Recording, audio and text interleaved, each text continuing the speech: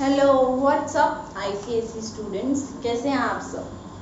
क्या हो अगर मैं इस चैप्टर की समरी आपको दे दूं, modern periodic table and its properties की। तो here we go, we have a summary of this chapter in a few minutes.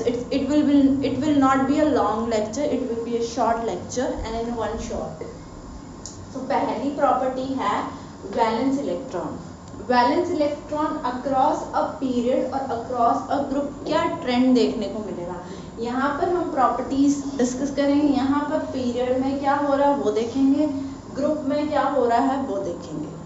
So valence electron across a period means left to right क्या हो रहा है, बढ़ रहा है। क्यों, मैंने एक एग्जाम्पल भी लिखा है, जैसे सेकेंड पीरियड के एलिमेंट लिखा है, उनका एटॉमिक नंबर बढ़ता है। एटॉमिक नंबर बढ़ने की वजह से उनका कॉन्फ़िगरेशन बढ़ेगा, उनके बैलेंस इलेक्ट्रॉन भी बढ़ेंगे। जैसे 2 1 2 2 2 3 2 4 2 5 2 6, तो ये 1 2 3 4 5 6 बढ़ ही तो रहा है। तो बैलेंस इलेक्ट्रॉन बढ़ेगा, अक्रॉस अ ग्रुप क्या रहेगा, सेम रहेगा।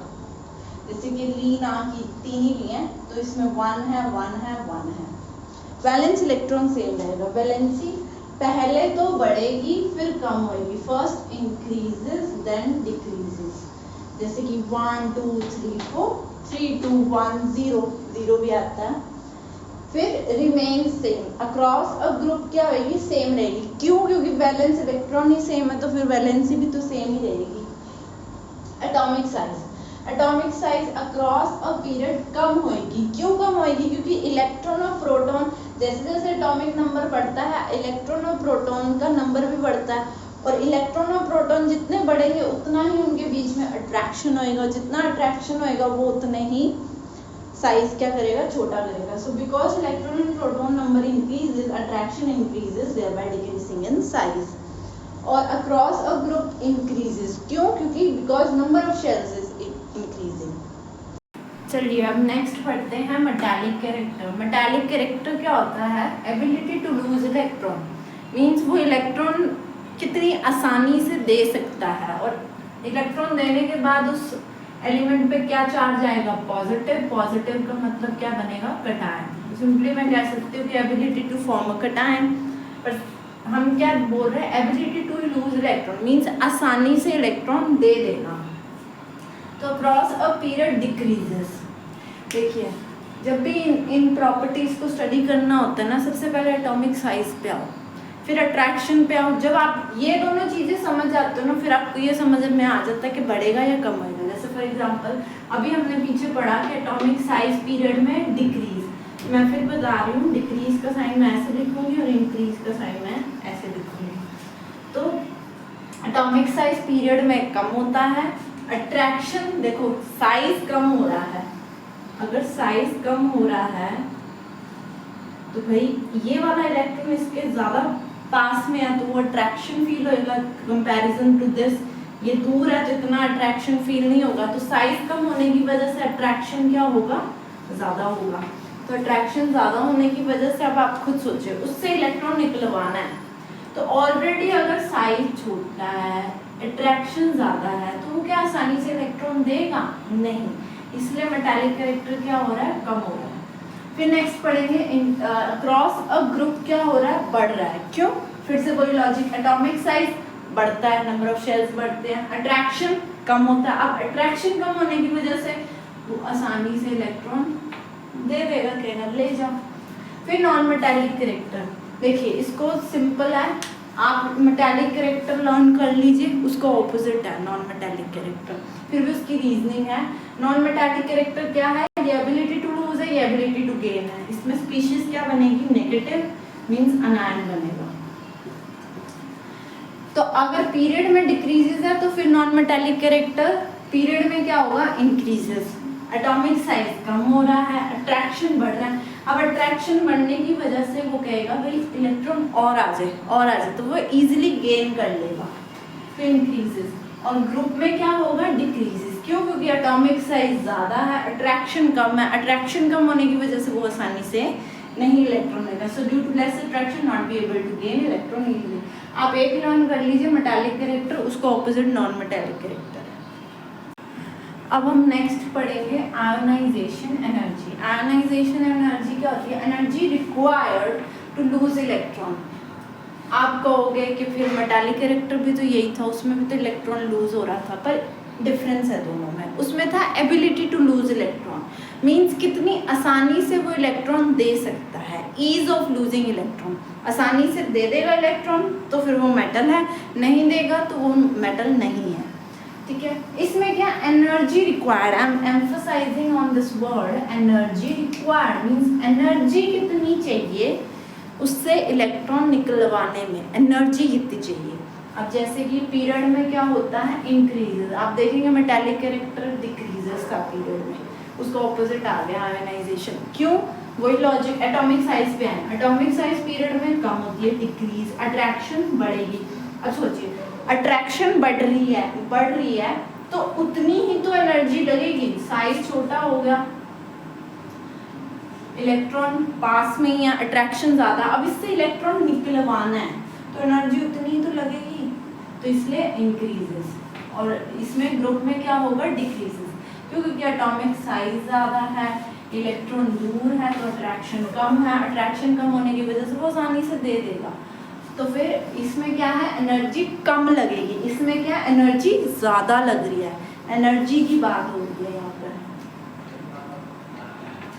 फिर इलेक्ट्रॉन एफिनिटी, इसमें भी energy, non metallic character, ease of gaining electron, यहाँ पे एनर्जी रिलीज्ड, वहाँ रिक्वायर्ड है, यहाँ पे रिलीज होगी, energy release to gain electron.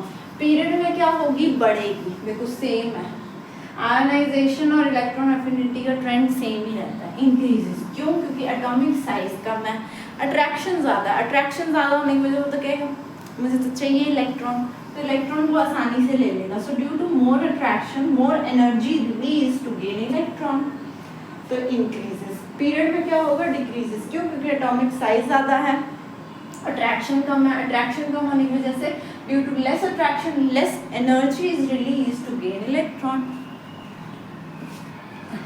चलिए अब नेक्स्ट पढ़ते हैं इलेक्ट्रॉन नेगेटिविटी। इलेक्ट्रॉन नेगेटिविटी क्या होता है, tendency to attract electron towards itself, अपनी तरफ इलेक्ट्रॉन अट्रैक्ट करना, ये इन अ मॉलिक्यूल स्पेशली होता है। मॉलिक्यूल में ही एक एलिमेंट होता है वो लालची होता है, वो अपनी तरफ इलेक्ट्रॉन को अट्रैक्ट कर लेता है। अक्रॉस अ पीरियड क्या होता है, इंक्रीजेस, क्यों, वही लॉजिक, एटॉमिक साइज कम, अट्रैक्शन ज़्यादा, अट्रैक्शन ज़्यादा तो टेंडेंसी टू अट्रैक्ट इलेक्ट्रॉन भी ज़्यादा, so due to more attraction more tendency to attract electron towards itself। across a group में क्या होगा, decreases, क्यों, क्योंकि एटॉमिक साइज ज़्यादा, अट्रैक्शन कम तो टेंडेंसी टू अट्रैक्ट इलेक्ट्रॉन भी कम, सो डिक्रीजेस। अब जो इलेक्ट्रॉन नेगेटिविटी है ना उसका ऑपोजिट इलेक्ट्रॉन पॉजिटिविटी है, तो या तो आप इलेक्ट्रॉन नेगेटिविटी लर्न कर लीजिए, उसका लॉजिक समझ लीजिए, उसका ऑपोजिट इलेक्ट्रॉन पॉजिटिविटी होगा, वरना इलेक्ट्रॉन पॉजिटिविटी सेम है जैसा मेटालिक कैरेक्टर था, सेम ही है। आप मेटालिक कैरेक्टर को ये भी कह सकते हैं कि वो इलेक्ट्रॉन पॉजिटिव है, और मेटालिक कैरेक्टर क्या था, ease of losing electron, ability to lose electron, तो अक्रॉस अ पीरियड डिक्रीजेस, उसमें इंक्रीजेस था, इसमें डिक्रीजेस, क्यों, क्योंकि एटॉमिक साइज कम है, अट्रैक्शन ज़्यादा होने की वजह से वो आसानी से इलेक्ट्रॉन नहीं देगा, so due to more attraction not able to lose electron easily, है ना, इसमें ईज ऑफ लूजिंग इलेक्ट्रॉन है। और अक्रॉस अ ग्रुप इंक्रीजेस, क्यों, एटॉमिक साइज ज़्यादा, अट्रैक्शन कम होने की वजह से वो दे देगा इलेक्ट्रॉन आसानी से, due to less attraction will able to lose electron easily. अब हम नेक्स्ट पढ़ेंगे केमिकल रिएक्टिविटी। अब इसमें डिफरेंस है, हम इसमें एक और बॉक्स घुसा रहे हैं, विच केस मीन्स मेटल के केस में और नॉन मेटल के केस में क्या होगा। तो chemical reactivity ability to lose और gain electron easily. Chemical reactivity का मतलब है या तो आसानी से लूज करना या गेन करना।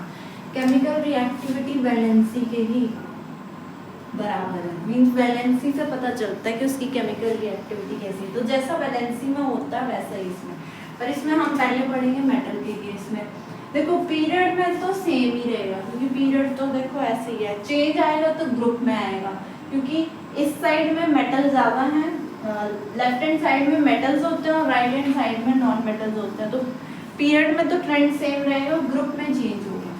तो मेटल के केस में या पीरियड में डिक्रीजेस फिर इंक्रीजेस, पहले केमिकल रिएक्टिविटी कम होएगी फिर बढ़ेगी, across a group increases in case of metal. Now in case of non metal period वही रहेगा, decrease then increase.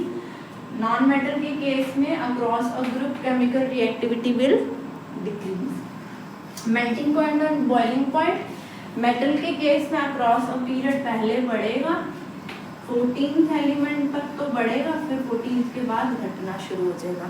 So increases up to 14th element then decreases, और across a group कम होगा। Non metal के case में वही period में तो सेम ही रहेगा, increases up to 14th element then decreases, और अक्रॉस अ ग्रुप इंक्रीजेस।